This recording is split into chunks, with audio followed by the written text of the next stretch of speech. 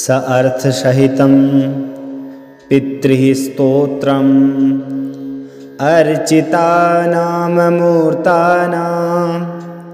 पितॄणां दीप्ततेजसां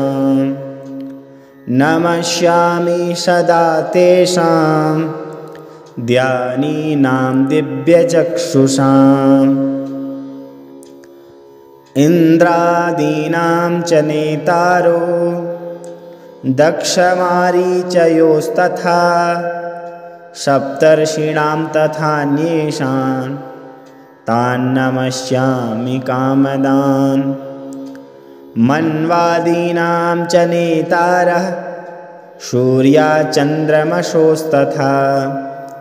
तान् नमस्याम्यहं सर्वान्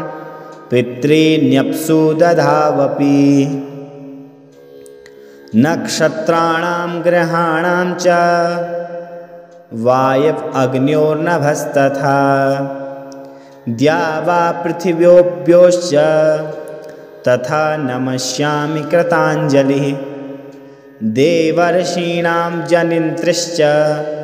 सर्वलोकनमस्कृतान् अक्षय्यस्य सदा दातॄन् नमस्येऽहं कृताञ्जलिः प्रजापतेः कश्यपाय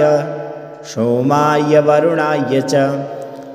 योगेश्वरेभ्यश्च सदा नमस्यामि कृताञ्जलिः नमो गणेभ्यः सप्तभ्यस्तथा लोकेषु सप्तसु स्वयंभुवे नमस्यामि ब्रह्मणे योगचक्षुषे सोमाधारान् पितृगणान् योगमूर्तिर्धरास्तथा नमस्यामि तथा सोमं पितरं जगतामहम् अग्निरूपास्तथैवान्यान् नमस्यामि पितॄनहम् अग्निसोममयं विश्वं यद् एतदशेषतः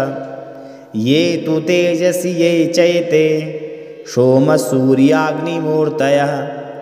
जगत्स्वरूपिणश्चैव